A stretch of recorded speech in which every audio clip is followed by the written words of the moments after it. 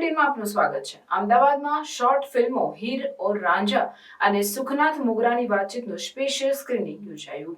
અમદાવાદ ખાતે 2024માં ડાયનેમિક ઉદ્યોગ સાહસિક ઉમાશંકર યાદવ દ્વારા સ્થાપિત સરીન ફિલ્મ્સે તેના પહેલા વર્ષમાં જ 2 ઉચ્ચ ગુણવત્તાવાળી શોર્ટ ફિલ્મનું નિર્માણ કરીને પોતાની ઓળખ બનાવી છે।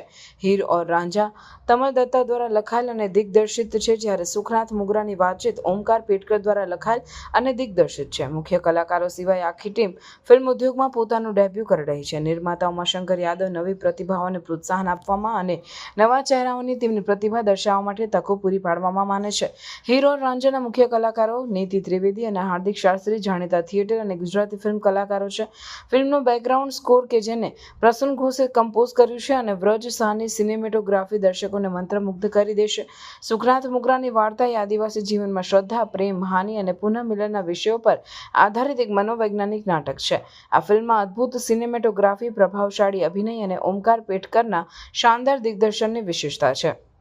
એક્ઝિક્યુટિવ અને ક્રિએટિવ પ્રોડ્યુસર ઉમાશંકર યાદવે તેમના આગામી પ્રોજેક્ટ્સની ઘોષણા કરી, જેમાં દિવાળી 2025 દરમિયાન રિલીઝ થનારી ફીચર ફિલ્મનો પણ સમાવેશ થાય છે। તેમણે નવા પ્રતિભાશાળી લોકોને પ્રદર્શિત કરતી ઉચ્ચ ગુણવત્તાવાળી કન્ટેન્ટ બનાવવાની પ્રતિબદ્ધતા વ્યક્ત કરી। આ બંને ફિલ્મો ઉમાશંકર યાદવની મહેનત દર્શાવે છે। હીરો રાંઝા ફિલ્મમાં હાર્દિક શાસ્ત્રી અને નીતિ ત્રિવેદીનો અભિનય વખાણવા લાયક છે। 21મી સદીમાં પણ સ્ત્રીઓને કેટલાક માનસિક ટોર્ચરનો સામનો કરવો પડે છે। હાર્દિક રાજીવમાં પાત્રમાં છે અને નેત્રી હર્ષાલીનું પાત્ર ભજવી રહી છે। આધુનિક યુગમાં આ બંને હીર અને રાંઝાઓની લવ સ્ટોરીનો શું અંજામ આવે છે તે આ 26 મિનિટની શોર્ટ ફિલ્મમાં ખૂબ સુંદર રીતે દર્શાવવામાં આવ્યું। અને અન્ય ફિલ્મ સુખનાથ મુગરાની વાર્તામાં આપણા ગુજરાતનું હાર્દ બતાવવામાં આવ્યું। શ્રી કૃષ્ણ ભગવાન કઈ રીતે નાના બાળક સુખનાથને મદદ કરે છે તે આ ફિલ્મમાં બતાવાયું છે।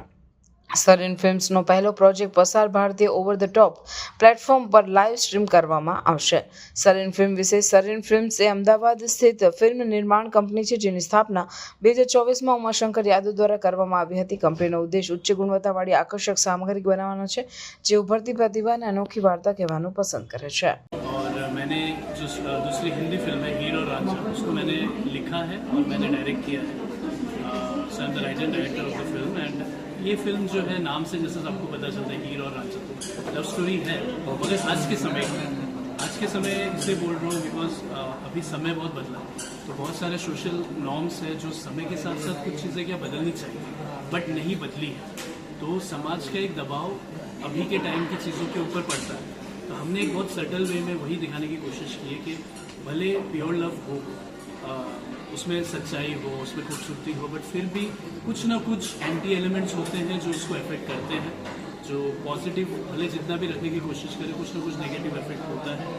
सो उसी को लेके हमने एक छोटी सी कहानी बनाई है हीर और रांझा, जिसमें हीर की जर्नी है, जिसमें रांझा उनके साथ जुड़ते हैं और वो एक अपनी ही जर्नी में निकलते हैं towards an uncertain future, because इसी समाज में उन्हें रहना है, आगे क्या होगा उनको भी नहीं पता है। तो ये एक प्रयास रहा है हमारा कि आज के समय के हिसाब से एक छोटा सा मैसेज देने की कोशिश है। दर्शकों को खास कुछ एक लाइन में मैसेज गुजराती में आप प्लीज़ वेव्स ऐप को डाउनलोड करें और इस फिल्म को देखें, जो आज ही रिलीज़ होने वाली है वेव्स OTT प्लेटफॉर्म पे।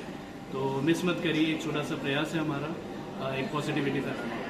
मिलते हैं और खुशी से इकट्ठे हो जाते हैं।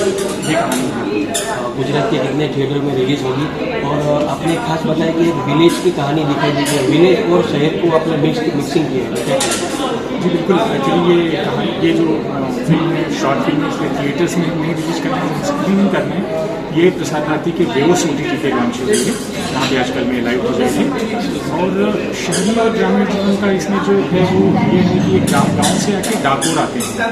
डाकोर मंदिर में कहानी ऐसे चलती है कि वो लोग डाकोर मंदिर में भगवान कृष्ण की पूजा करने आते हैं, वहाँ पे बच्चा खो जाता है शहर में, और शहरी जीवन में उन लोगों को उस बच्चे को ढूंढने में जो समस्या आती है उसकी कहानी है।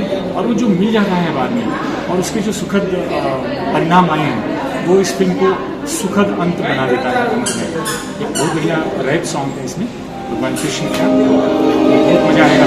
इसकी सिनेमेटोग्राफी, एक्शन, डायरेक्शन सब कुछ ही टॉप क्लास का है। गुजरात के करीब 5-6 लोकेशन में हुई है, गांव में हुई है, और फिर ये मंदिर की तरफ हुई है, और 2-3 खेतों की तरफ ग्रामीण जीवन को ज़्यादा दिखाया गया है। डाकोर की बात की, डाकोर में डाकोर के बाहर जो मंदिर के बाहर जो जहाँ पे ये बाजार लगता है जहाँ पे कमियाँ लगती हैं। कैसा रिस्पॉन्स मिल रहा है? रिस्पॉन्स हमें जितने लोगों ने भी देखा है बहुत ही अच्छा रिस्पॉन्स मिला है और वो लोग जो बता रहे हैं कि ये फिल्में इंटरनेशनल फिल्म जैसे कि क्लासिक फिल्म बनी हुई बड़ी उम्मीदें हैं